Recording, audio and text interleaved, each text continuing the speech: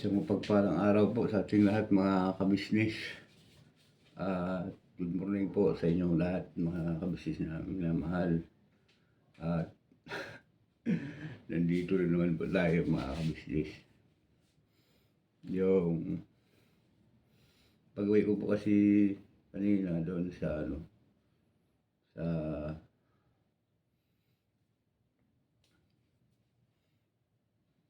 bahay ni kapatid na po.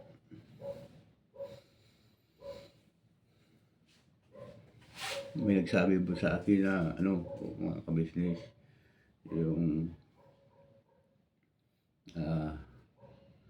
nakapanood doon sa aking vlog na patungkol doon sa naninira sa kabisnes opisyal at saka sa aming mga kagwang, mga kabisnes naming minamahal.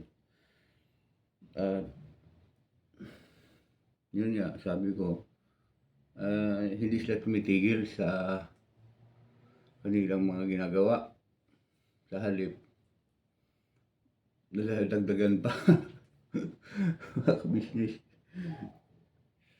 Sabi ko naman dun sa tao na nagsabi sa akin na ganun, sabi niya, pati ako nga, sabi niya ganyan, dinadamay sa walang kabuluhan na mga ginawa sa akin. Sabi ko naman, ano na naman yung ginawa pala sa'yo, hindi mo naman kailangan na baba mo natin ito po mga kabisnes na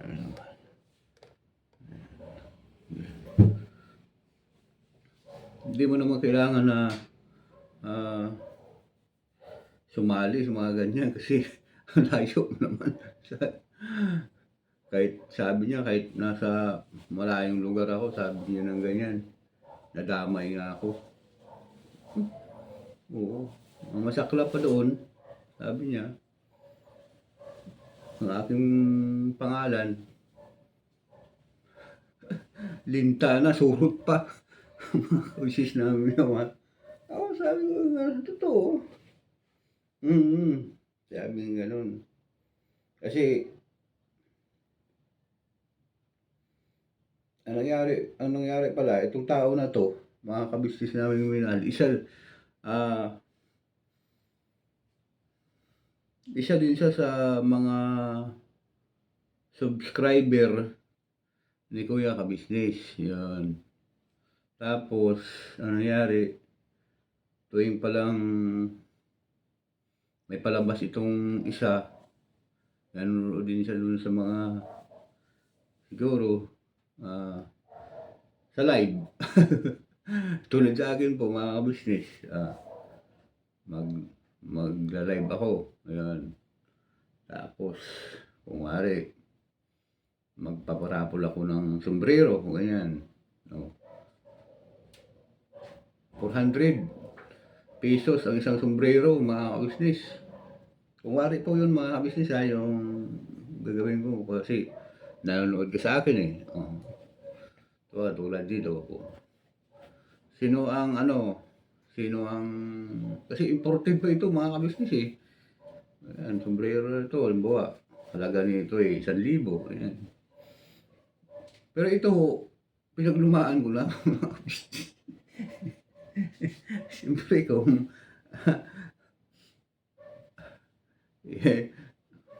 nasa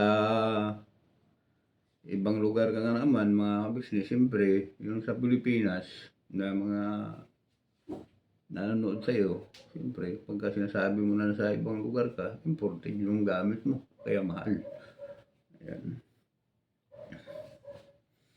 Tapos po, mga kabisnes, yung ginawa niya daw po, mga kabisnes namin minamahal, kumuha siya ng 3 piraso. Yung tinatawag niya na si surot na linta pa. Mga business. Sila daw yung surot at linta sa ka-business official at saka sa mga ko. Grabe po. Ano nangyayari sa kanya? Ano kaya? Yun pala, siguro po mga business, ano, gumagamit siya ng kanyang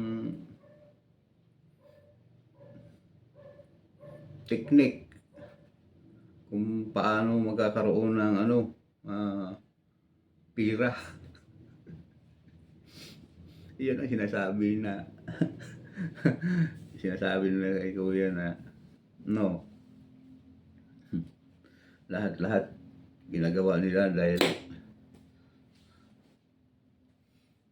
para sa hindi naman natin masabi mga business na ikaw ay isang budol-budol anong klaseng uri ng tao mga kabisnes namin naman. Kasi halimbawa, tatlong, lagay na natin, 4 na piraso nito, 400, di po ba? Oh. Sige, ano, bayaran mo to ng 400 para pag nanalo ka, sa'yo na to, papadala ko sa'yo. Sige. Di siyempre, nanonood ka sa akin eh. Kung ari lang po yun mga kabisis ha. Sige. Di, binayaran nyo ng 400. Eh, yung kabila naman po mga kabisnes, yun na do, sige ikaw, bayaran mo rin to, 400. Ilang piraso sa'yo? Di ba po? Sabihin nung isa naman na dalawang piraso. 400. O di 800. Kaya, sa dami nanonood, ilang piraso lang yung pamanood? 4. Sasabihin ko lang sa'yo, napakaswerte mo. Kung ikaw manalo nito kasi imported to. Yun yung mga tao na tumitira kay Kuya. Kay Kuya business na sobrang walang tawag na ito, hindi nanggugulang mga kabisnes. Yun sa akin po mga business. Mismo pong tao na yun mismo ang nagsalita. Kasi po, mayroon po akong kaibigan na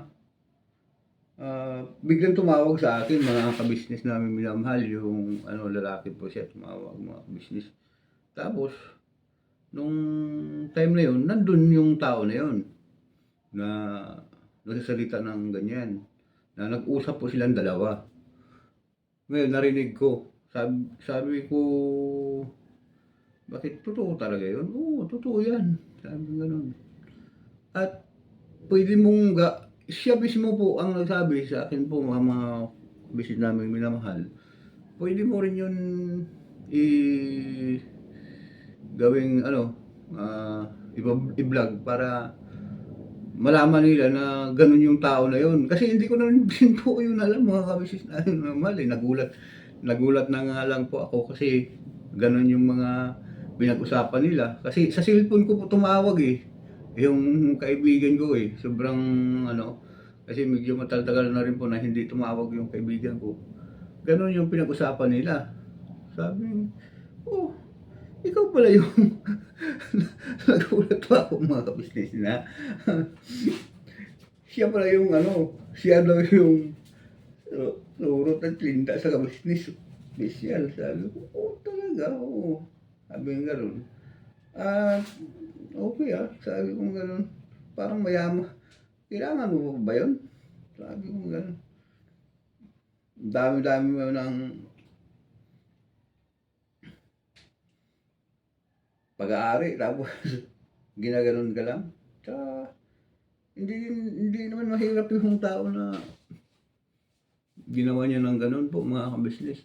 May kaya din. Talagang lang, subscriber niya din kasi siguro.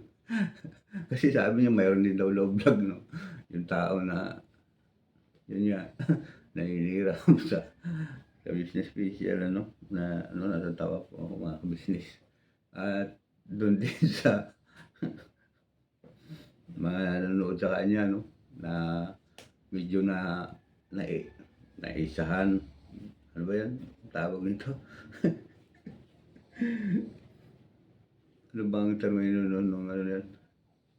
Hindi, may pagka-ano siguro, may pagkagulang ng kaunti. Mga ka-business kasi sabi sabi nagulat din po ako sa sinabi niya na, mayroon daw siyang ano, meron daw siyang kaanak na tawag niyan, yung kailangan ng ano, pera mga ka-business. Oo, kaya sabi nung tao na nags nag nagsalita sa'kin at nagkausap sila ng kaibigan ko na napilitan daw po siya kumuha ng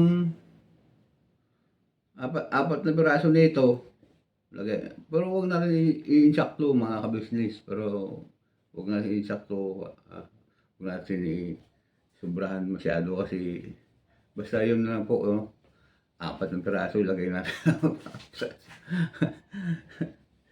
At saka ano po mga ka-business, hindi tayo puwede magbanggit ng pangalan kasi mahirap na po, eh. Bahala na lang po, bato-bato na lang po sa langit kung sino tamaan. Wag lang po magalit kasi ito po, eh, hindi ko naman po tinanong sa kanya at saka hindi ko naman po, pinorsige na ano po sa kanya, 'di ba? Tatanong o kaya anong bagay po mga ka-business, yun. So, ganun po 'no, visit namin naman. Sige, kuha po ako ng ano, 4 na piraso. Sabi magkano 'yan, 400, and sabi, 'di kinuha niya po alang-alang dun sa alang-alang daw po dun sa pangako niya na tutulungan yung kaanak niya sa pinansiyal. Kaya, sige sabi niya, manood ka sa'kin at manalo ka ng sombrerong 'to, 4 na piraso. Magkano 'yan, 400, oh, sige.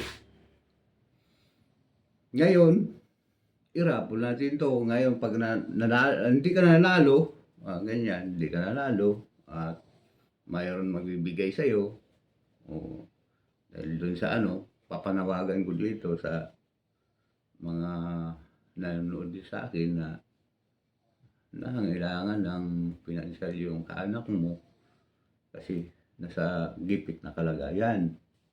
O di sabi naman niya, "Oh, sige, sige, kuhain ko yung 4 na piraso niyan, magkano 'yan?" 1, 1, 8, 8, 1, 2, 1,600. Tama ba mga business? 1,600 kaagad, grabe. Di, oh sige, oh di, pag tapos nito na panood mo sa akin na ibigay ko kaagad sa'yo, GCash ko na lang kasi malayo mo siya, tayo dagat to sa mga business, eh. Parte sila ng Mindanao, eh. Gano'n po yung mga business ano, ay mga klaseng mga tao na kasi parang panahon na ako po ay nasa ano, nasa lansangan. Tambay ba, tambay. Kailangan ng gulangan kasi walang hanap buhay, diskarte sa sarili para mabuhay po mga ka-business. Pero kaya kong magpanggap na kaya kong magpanggap na mayroon akong kakayahan. Kaya sa buhay. Yun. Di ba po mga ka-business? Kaya mong uto ng tao mga ka-business. Natatawa lang po ako sa mga naninira sa business official talagang magugulang na mga tao. Sus Maria Jose. Ay, ay nako. Tapos ito pa po mga ka-business yung nangyari. Tuloy natin yung kwento natin kasi parang di po ako maka-over po mga business. At ito, batay po sa kanya, mga ka-business namin minamahal. Ito po, ito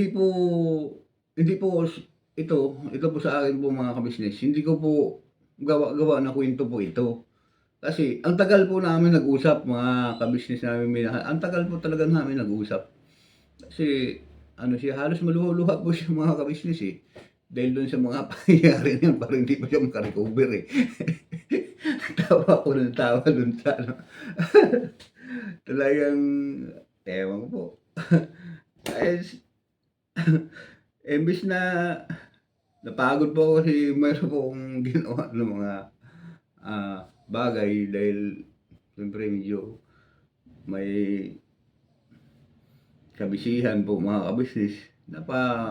Napahinto tuloy ako. Tapos sabi ko, oh, talaga? Ito ba yung uri ng tao na maraming sinasabi na ganito, ganun. Tapos sabi ko, eh, sa isip-isip mo lang po mga minamahal namin na kabisnes. Ito, hindi ito galing sa akin po mga kabisnes namin minamahal, kundi galing doon sa tao mismo na kausap nung kaibigan ko na ganun yung ginawa sa kanya mga kabisnes namin minamahal. So, ang nangyari, hindi siya pinalad na nanalo mga kabisnes. Lagay natin, di, pagkatapos na nag palabas mga kabisnes, sabi niya, pasensya ka na niya, kasi pangalan niya po si hindi pa sila masyadong daw po noon Wari. Hindi na po ako magbanggit ng pangalan. Pasensya ka na kaibigan, ganyan. At hindi ka nanalo. Hindi ka pinalad na pinalo mga kabisnes. Ayan. Di ba po? Hindi, sorry po lang, banggit ako ng mga kabisnes. Hindi ikaw ang mapalad na nanalo kaibigan, sabi ganyan. At iba yung pinalad na nanalo, sabi ganyan. Sige lang, okay. Pero, may nalikom ako na konting salapi. Di ba, 4 yung kinuha mo, 1.6. Oh, sabi naman ng tao na nanonood daw. Oo, 1.6. Sige. Kasi, nanalo ka ng 4,000, ganyan. At nakalikom pala ako, sorry po. Nakalikom pala ako ng 4,000, sabing ganyan, dahil dun sa ginawa ko na pagmamakaawa dun sa mga kaibigan ko na nanood sa akin.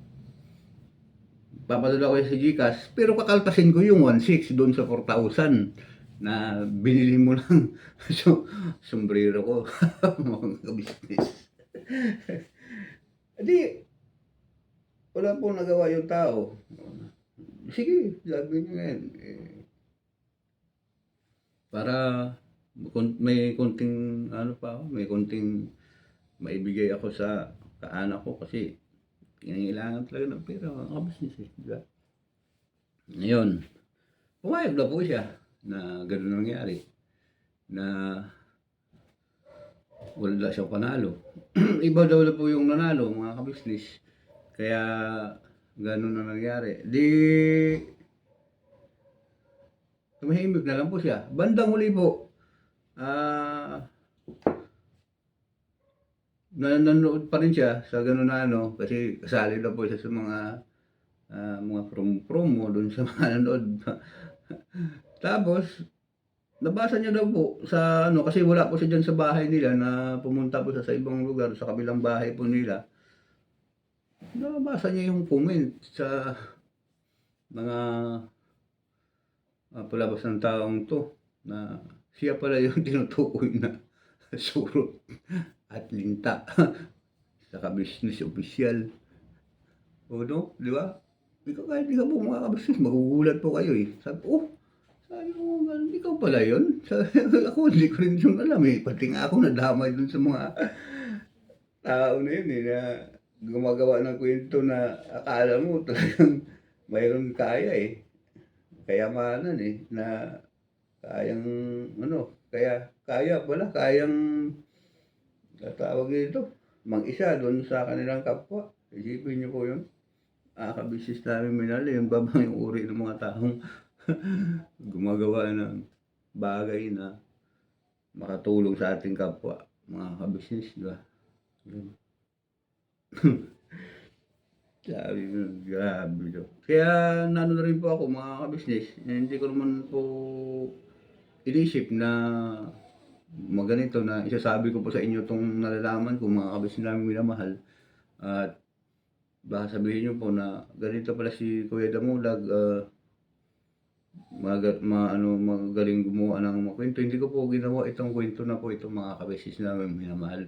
At ito po, batay doon sa kanyang sinabi at saka nag-uusap po sila kasi ng kaibigan ko po mga ka-business kasi yung time na yon, nandun ako, nakatayo ako sa gilid na yon at ito naman yung itong kaibigan ko tumawag pero parating din po yung ano, yung tao na yun na, "Oh, nandito ka pala," sabi ng ganyan, "Hinahanap mo daw ako." Sabi ko, "Oo, kasi, ah,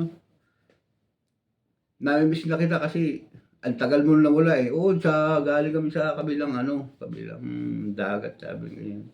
Tumawag sabi niya, "Sino 'yan?" Sabi ko, "Kaibigan ko tumatawag." Sabi ko, "Ito kausap ko." Tapos sabi niya, ah, kilala din pala siya nung kaibigan ko. Oo, kamusta ka na ganito, o yun, ayun nagkakuwentuhan po sila mga ka-business namin na mahal. Ito at sinabi niya sa akin mga ka-business, puwede mo ring i-ano yan, puwede mo i-vlog yan tapos isabi mo yung ginawa sa akin, yun. So, gano'n po 'no mga ka-business namin mahal.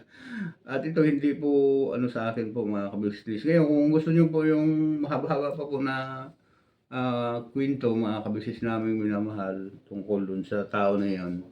At comment niyo lang po sa ano at mababasa ko rin po yung mga ka-business at dadagdagan natin yung kanyang kinuwento. Pero kung ano po, okey na po na naikwento ko yung tungkol sa kanya kasi yun lang naman po ang kanyang sinabi sa akin mga ka-business, i-ano ko daw, i magkonti daw akong mag-react sa sa tao na yun na gumawa sa kanya.